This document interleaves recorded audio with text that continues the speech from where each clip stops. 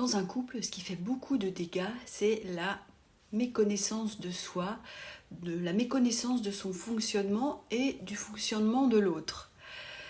Quand on est dans l'ignorance, eh bien, voilà, on ne peut pas deviner. Et bien souvent, on fonctionne comme ça sans chercher à comprendre et on remet ça sur la faute de l'autre. C'est pas de ma faute, c'est de ta faute parce que tu n'as pas su penser avant moi. C'est tu aurais dû savoir parce que tu sais que j'aime telle ou telle chose. Et ça, waouh, ça fait beaucoup de dégâts. Il y a une loi de l'univers qui est demande et tu reçois. L'autre ne peut pas deviner ce que tu as toi dans la tête.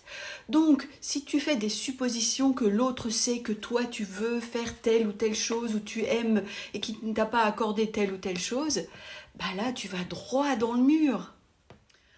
La majorité du temps, la majorité d'entre nous, on ne se connaît pas et on marche comme des robots.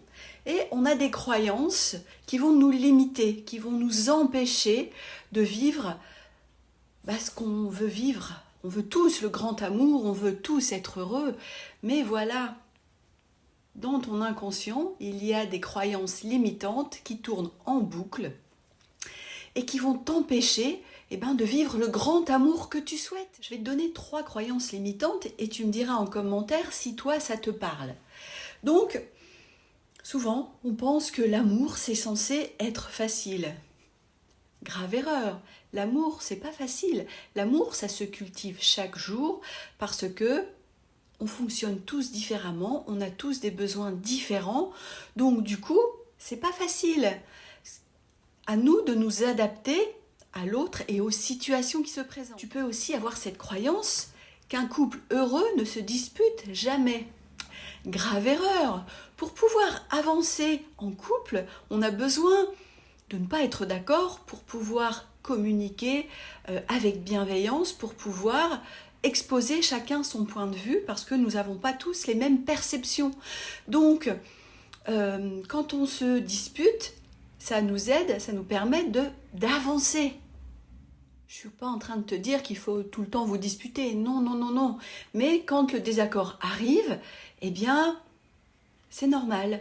Mais attention, toujours être dans la bienveillance avec l'autre et d'être dans l'acceptation qu'il n'ait pas la même vision que toi, la même perception de la chose, de l'événement que toi. De dire, je t'entends et je te donne ma vision des choses et à vous d'en faire quelque chose de cohérent. Et la 3e croyance limitante, souvent, c'est si mon couple va mal, c'est forcément de ma faute. Non, dans un couple, on est 2, voire il y a 2 personnes physiques, mais il y a 3 entités, c'est-à-dire toi, chérie, et le couple. À toi d'entretenir ton bien-être, à chérie d'entretenir son bien-être pour entretenir le bien-être du couple. Donc c'est pas ni de la faute de l'un ni de la faute de l'autre, c'est les 2. Donc stop à ces fausses croyances, stop à la culpabilité, on ne culpabilise pas. La solution, c'est la communication. Mais la communication avec amour, avec bienveillance. Pas le tu qui tue où tu vas accuser l'autre et où tu ne prends pas tes responsabilités. Parce que tu vas te dire, bah ouais, c'est lui qui a fait ça, c'est pas moi.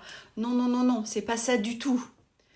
Le couple, la vie de couple, c'est vraiment un partage avec le cœur et non pas avec le mental qui veut toujours avoir raison, qui veut toujours diriger. C'est un partage, on évolue dans la vie ensemble.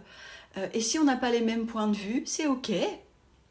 On en discute avec bienveillance et on avance. Si tu as des difficultés, eh bien, je suis là, n'hésite pas.